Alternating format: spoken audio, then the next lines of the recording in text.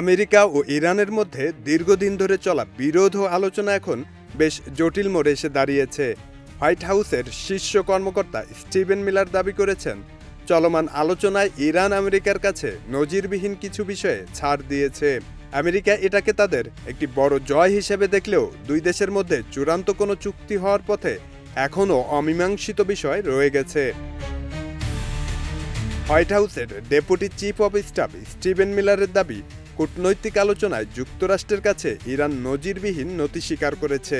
কৌশলগতভাবে গুরুত্বপূর্ণ হরমুজ প্রণালী সম্পূর্ণ উন্মুক্ত করা সহ তেহরান এমন কিছু বড় বিষয়ে ছাড় দিয়েছে যা কিছুদিন আগেও অসম্ভব ছিল।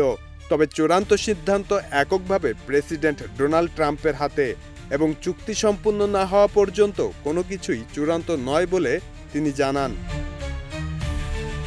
মার্কিন ভাইস প্রেসিডেন্ট জেডি ভান্স জানিয়েছেন, একটি সম্ভাব্য সমঝোতার কাছাকাছি পৌঁছলেও ইরানের উচ্চমাত্রার সমৃদ্ধ ইউরেনিয়াম মজুদের মতো কিছু মতপার্থক্য এখনও রয়ে গেছে।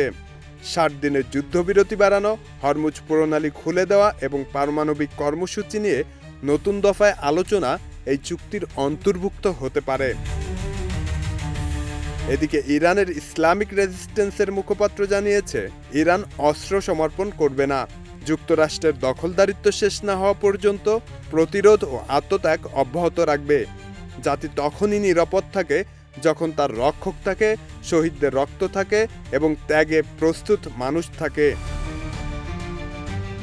অন্যদিকে ইরানের সাথে দীর্ঘস্থায়ী সংঘাত, মার্কিন শ্রমজীবী পরিবার ও বিশ্বজুড়ে থাকা বেসামরিক মানুষের জীবনে যে নেতিবাচক প্রভাব ফেলেছে, অবিলম্বে এই যুদ্ধের অবসান দাবি করেছেন নিউ ইয়র্ক সিটির মেয়র জোহরান মামদানি।